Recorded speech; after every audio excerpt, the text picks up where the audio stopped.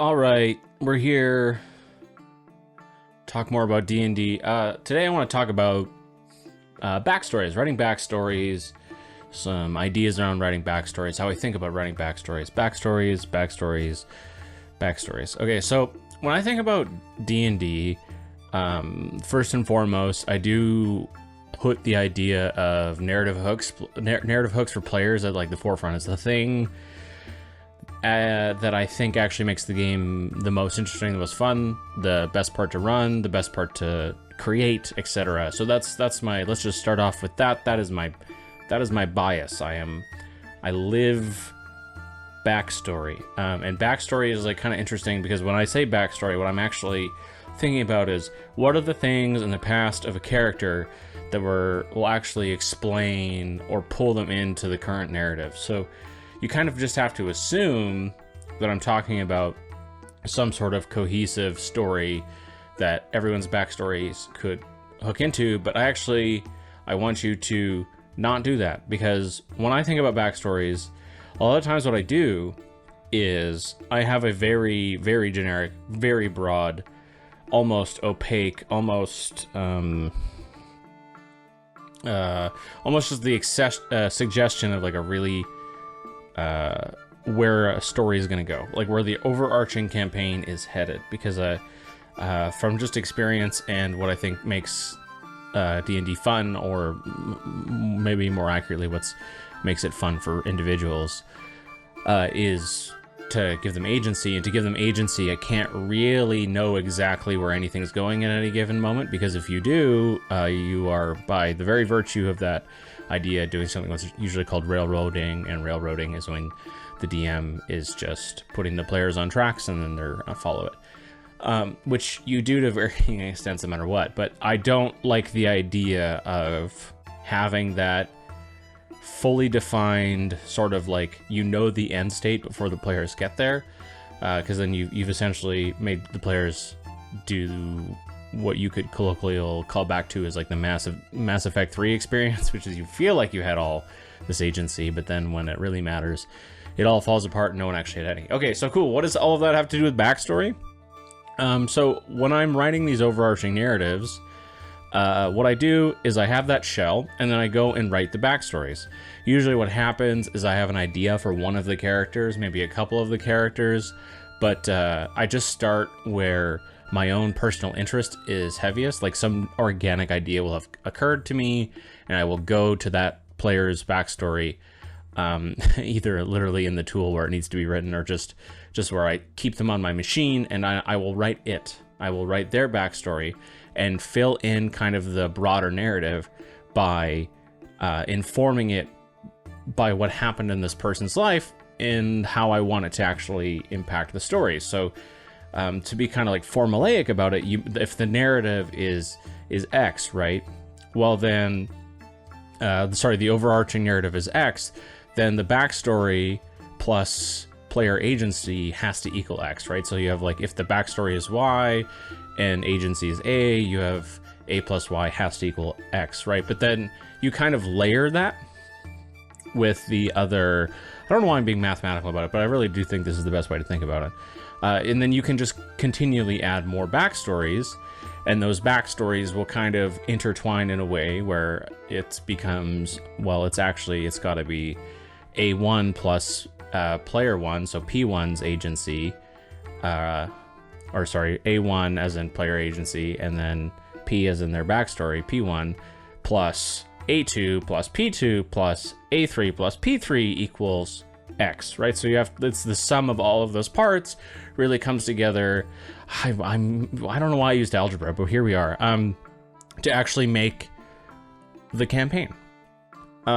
Cool. So what you end up doing is you have that starting point, you come from it, you have picked a character who has that like natural, there's something about that person's the character that they've concocted and the backstory that they themselves have come up with. Now you're gonna take that backstory and mold it into the world, or mold it into the setting, and then pull it and attach it to the narrative.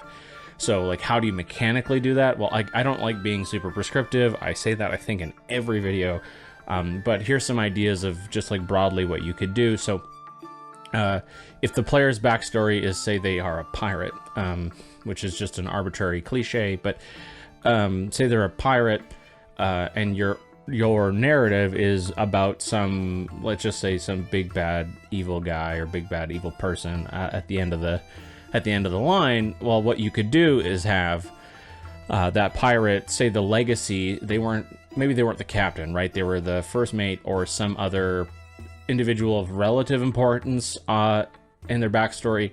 Maybe they were wronged, or the captain of that ship, the captain of that operation wronged the big bad evil person, and actually is the source of why that person is now in the party. So maybe the ship sank, right?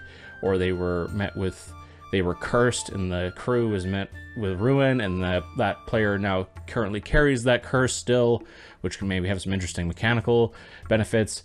And the player doesn't know that, though. They don't know that the big bad evil guy is actually the one who's ultimately responsible. Up to this time, they just believe that they've been cursed because of some poor choice on their captain, so the crew just kind of like disbanded, and now they're just trying to make their way in the world. And then you emerge this little truth bomb at some point in the narrative that, oh no, actually the person that is kind of behind a bunch of things in the world is actually who cursed you and your mates. And it turns out that it wasn't actually your captain. Actually did something to try to take on most of the curse, which is why they disappeared or died or disbanded the crew, is because they didn't want the rest of you to have to deal with the worst of it. But unfortunately, even their gracious, honorable actions prevented them from being able to take it all on themselves. But now the player knows that, and suddenly they have all this motivation and interest around the big bad evil person to actually enact in the world something about that.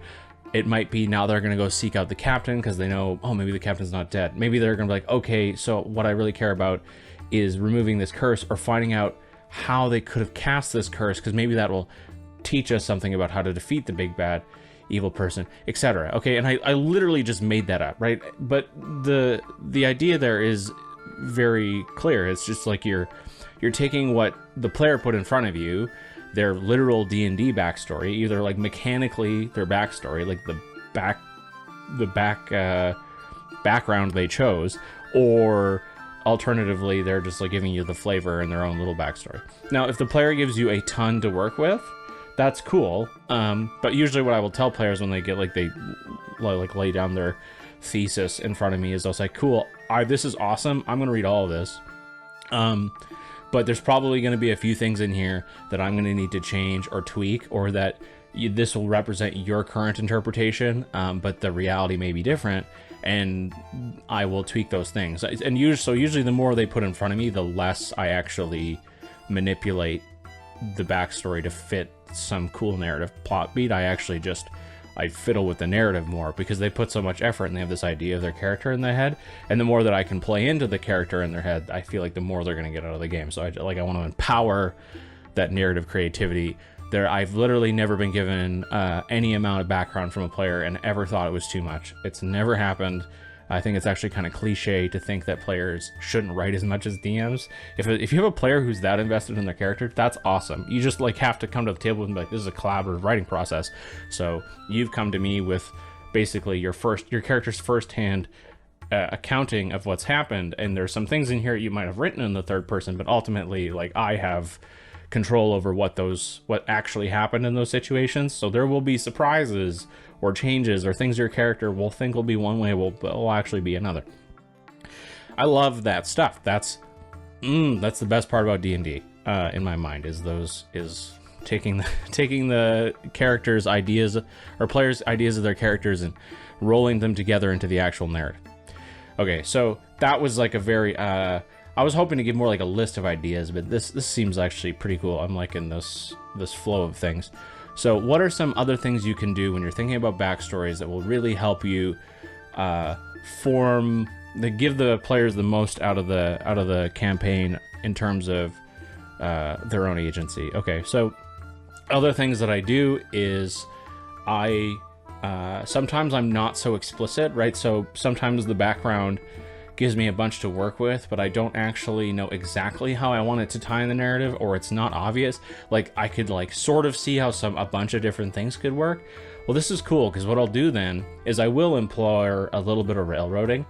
And let's say I have 2 characters that I have like the background hooks really thoroughly thought out, and I'm pretty sure with almost absolute certainty that those things are going to unfold in terms of like what's actually happened in the world versus what the player thinks has happened in the world. I have like mapped that out.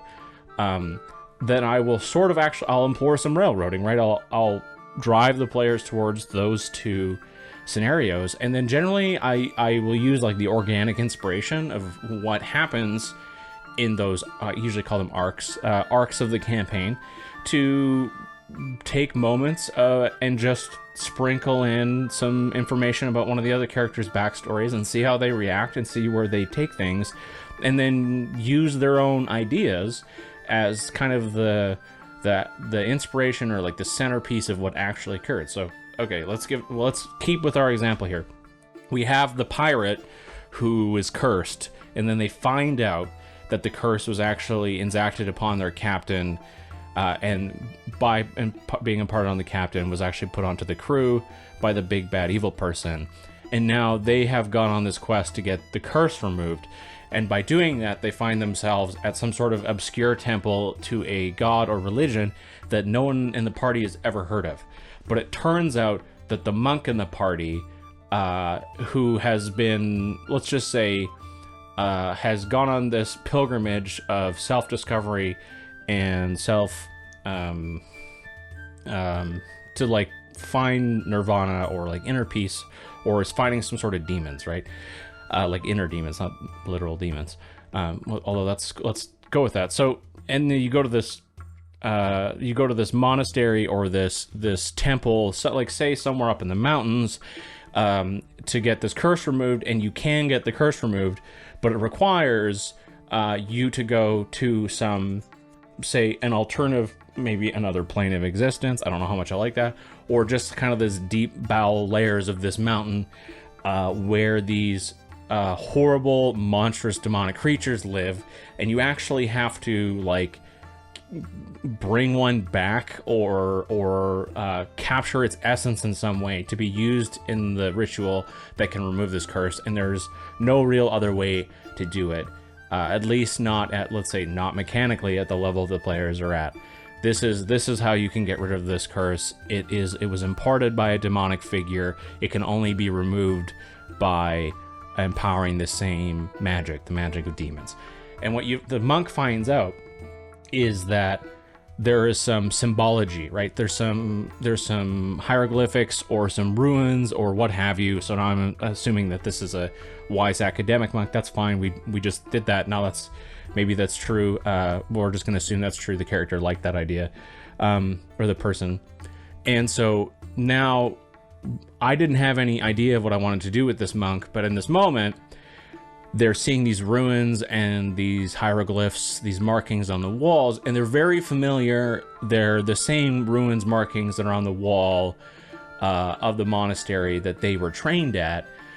But there was never ever any mention of demons or anything demonic. And what the monk has discovered, incidentally, is that although he hadn't raised to the level of learning this stuff, the monastery that he's been working at his whole life has this rare and important task of protecting the world from specific demonic forces, but they don't just extinguish them because and for the very reason that this curse needs to be removed. There are certain things that can only be done by imploring the power of demons themselves.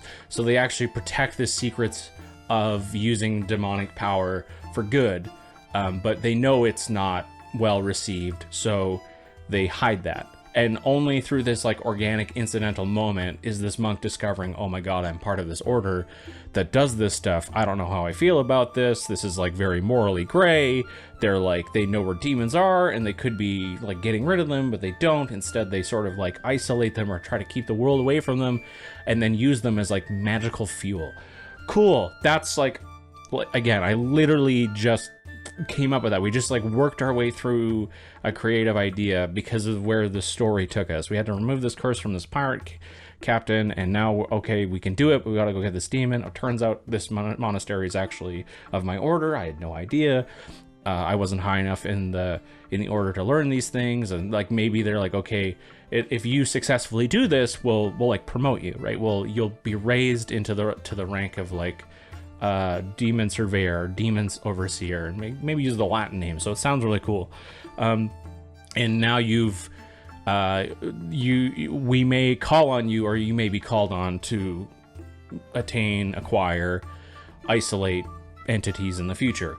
Okay, now we have a whole possible side quest lane, and what we've done there is we had a character who probably didn't give us a lot to work with, because if I didn't have an obvious hook, it's usually because I have very little from the person to work with. I don't care though. I don't think that's bad. Players who just want to give you a little bit and let the DM expand the world for them, that's awesome. I love that just as much as players who have a huge idea of what they want. You can put that in front of them, and now they have like this narrative bone to chew on, and they'll come to the table and be like, hey, like, have I gotten any like letters or anything from that monastery, or is there a monastery of my order in this town, or we're in this like obscure forest. Can I like check for signs that there might be like that maybe there's demons around? Like, cool, right? Like, and we didn't decide that. We went to the monastery and literally went, that's a monk, this is a temple. We could probably draw a connection here that would be compelling to the player, and maybe because of what's happening, we can just like kind of graph meaning on that way. So we've essentially created like this, there's these two different ways of thinking about backstory, which is you have this proactive, oh, that's my player gives me a lot to work with, this is really cool, I have a lot of inspiration, I'm going to graph this onto the narrative, this like loose narrative to build the narrative out. Now the narrative is basically entirely about players and not so much about characters, and not so much about something I have created on my own. Awesome. And now as we're like exploring that avenue, these looser ideas that someone who just like really is excited to play the game and like have the world unfold for them has given me, I can just like give them these breadcrumbs and they can just go to town, right? They'll invent ideas about who their character is, what that means, what the backstory is, all on their own, and you can choose to engage with it, or you can be like, oh, it would be cool if the opposite was true, stuff like that.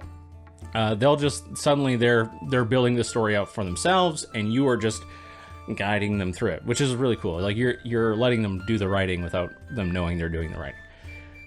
I think really that is like the two core. Okay, let me think. Is there another like scenario that I commonly run into?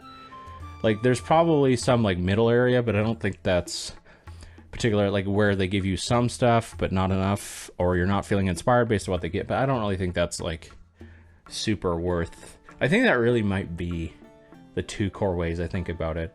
Now that I've like aired it out into the world. Yeah, you know what? I think I'm going to leave it at that. Maybe some other ones will come to me, and maybe I'll do another like part of this video. I've been trying to make these like easily put into shorts, but I don't think this one's going to be. So let me know what you think about this, if this was helpful, useful, or it might literally just be me putting my thoughts and ideas about D&D to the universe, which I think is totally fine. This is almost more cathartic for me than it is anything else. So I hope you enjoyed. If you did, like, subscribe, all that fun. I'll do all the YouTube things, and I'll see you guys next time.